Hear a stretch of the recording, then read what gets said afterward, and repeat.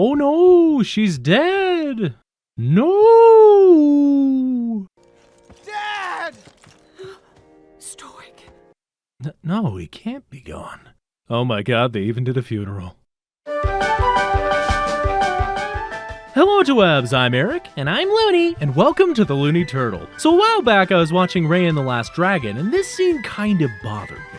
But why? It shows the death of the last dragon, the ocean's drain, and everything seems hopeless. But it doesn't matter because they're about to win. I guess there's a disadvantage to seeing the runtime on Disney+, but overall this scene didn't really feel like a death scene to me. It felt like a road bump. The reason that it bothered me is because loss is something that everyone has to face in their lives, and unfortunately, it's something that many face at a young age. I was only in elementary school when I lost my grandmother, and it was a hard time to go through, partly because nothing really showed me how to cope with it. Something that helped me know that it's okay to feel sad, that it's okay to hurt, and more important than any of that it matters. The absolute hardest part for me to come to terms with was the idea that she wasn't coming back. And guess what didn't help in solidifying that reality? The media I watched, where seemingly every time a character dies, they come back. Death is the final curtain call, the end of a story, and it sends ripples through any story that aims to utilize it. But in our world of marketability and sequels, the very idea of killing a character and keeping them dead is almost non-existent, and it's gotten common enough that I find it hard to care when someone actually dies in a story. Case in point, the first few times I watched Arcane, I didn't even care that Clogger or Milo died. It didn't even register in my mind that they died until Jinx started hallucinating them. Instead, I was focused on how much I wanted to punch Vi in the face for daring to slap Powder.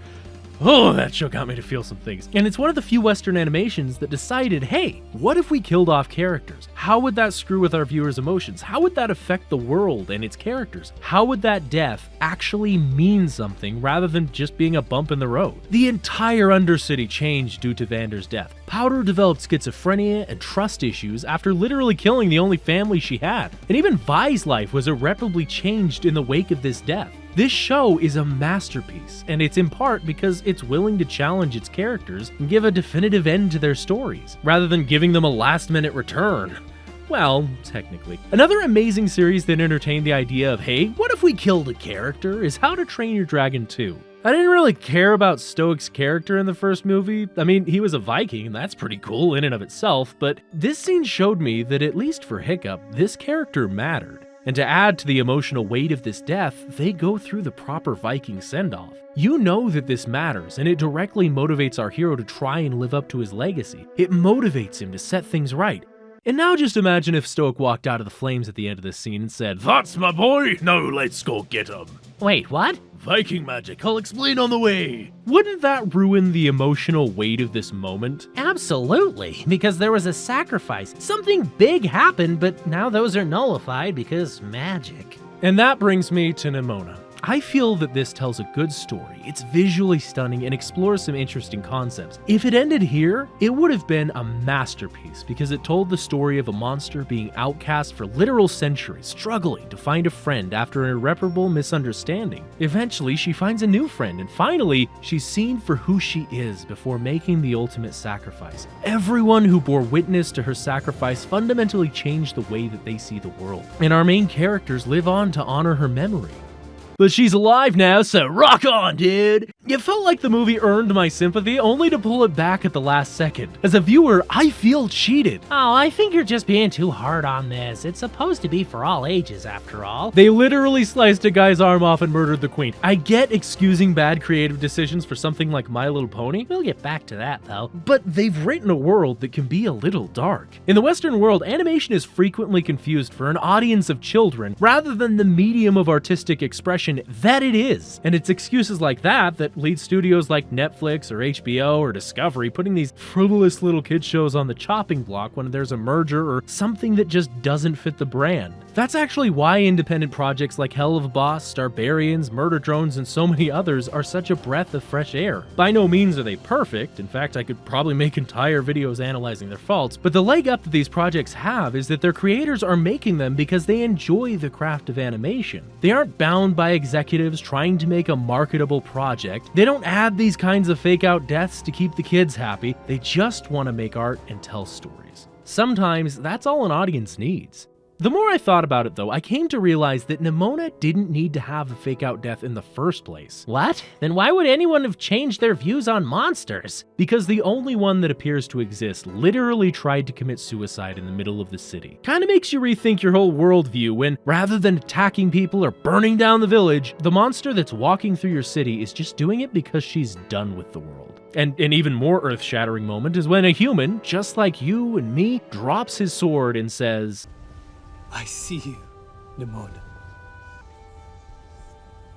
And you're not alone. that alone could have been the catalyst that changed the city. But instead, they had to let the villain walk past them, aim the laser, and then kill them both, only to then bring her back. A hollow gesture that, for me at least, ruined the ending of this otherwise amazing movie. Now, none of this is to say that you can't use this trope. It can serve the narrative if it's used in other ways. Case in point, Deadpool didn't really care about killing his girlfriend. I mean, they did make an entire ridiculous scene about it, and then bring her back in the credits scene, but the difference is that this death was played up for laughs, and Deadpool as a character never really evokes a feeling of seriousness. Hey, I take offense to that, you know. Sorry, but you know I'm right.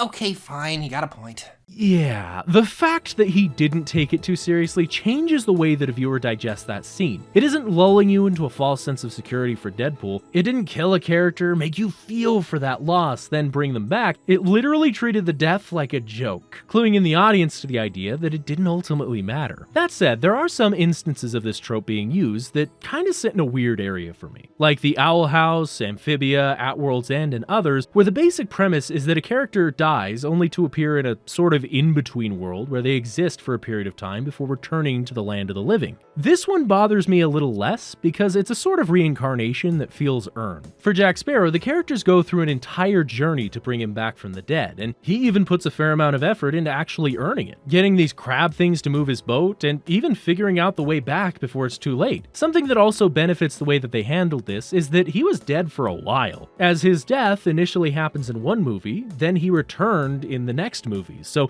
there was time to actually digest that sacrifice before bringing him back. In contrast, Luce's death was a nice excuse to meet the Titan, and while it didn't put an end to her character or really have any time to digest that sacrifice, we did learn a little about Luce in the process. Even in death, she was grateful to have them as friends. Oh, I know what I should have said. I should have thanked them. And in the case of Amphibia, I honestly don't know. It kind of felt like that moment in Adventure Time where Finn was offered godhood only to turn it down. Like, it works, but it still kind of cheats the audience by having a fake-out death scene and bringing back the character. With the Owl House, we always knew that the Titan was coming in some form, so the connection to this realm felt like it was foreshadowed and built to in some way. But in Amphibia, it just kind of comes out of nowhere. I mean, she does technically earn her resurrection, but it's a use of the trope that kind of sits in a gray area for me. It's earned, but doesn't quite work. Overall, tropes can be useful, but this one has been done to death, and it cheats the audience out of emotionally resonant scenes. It can be mixed up in interesting ways, but it'll take some good writing to break away from it entirely. That said, feel free to share your thoughts in the comments below, and I'll see all of you in the next video.